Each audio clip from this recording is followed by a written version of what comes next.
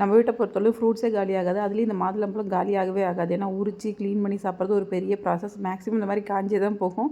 இன்றைக்கி அதை க்ளீன் பண்ணலான்னு சொல்லிட்டு தான் எடுத்துகிட்டு வந்தேன். நம்ம வீட்டுக்கு புதுசாக ஒரு ஆள் வந்திருக்காங்க. வேறு யாரும் இல்லை, இவர் தான். இவர் பண்ணுற சேட்டை இவ்வளோதான் இல்லை, அடக்க முடியல.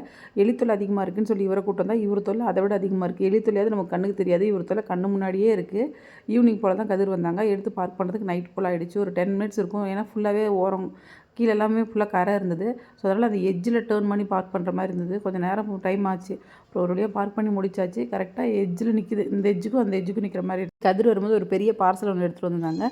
எல்லோரும் டிவி வாங்கிட்டு வந்திருக்காங்க. டிவி வாங்கிட்டு வந்திருக்காங்கன்னா டிவியா இப்போ எதுக்கு டிவி அப்படின்னு யோசிச்சுட்டே இருந்தேன். நான் என்ன நினச்சேன், வேலண்டைன்ஸ் டேக்கு நமக்கு தான் ஒரு கிஃப்ட் வந்திருக்கு போல் அப்படின்னு நினச்சி ரொம்ப எக்ஸைட்மெண்ட்டோட ஓப்பன் பண்ணேன். ஓப்பன் பண்ணதுக்கப்புறம் தான் தெரிஞ்சது எனக்கு மட்டும் பல்ப் இல்லை, சுற்றி இருக்க எல்லாருக்குமே பல்ப் தான். என்னென்னு பார்த்தீங்கன்னா, தம்பிக்கு வந்து டைப்பர் போட்டிருந்தாங்க. அது வந்து 2 குவான்டிட்டி போட்டிருந்ததுனால பெரிய பார்சலாக போட்டு அமைச்சிருக்கானுங்க.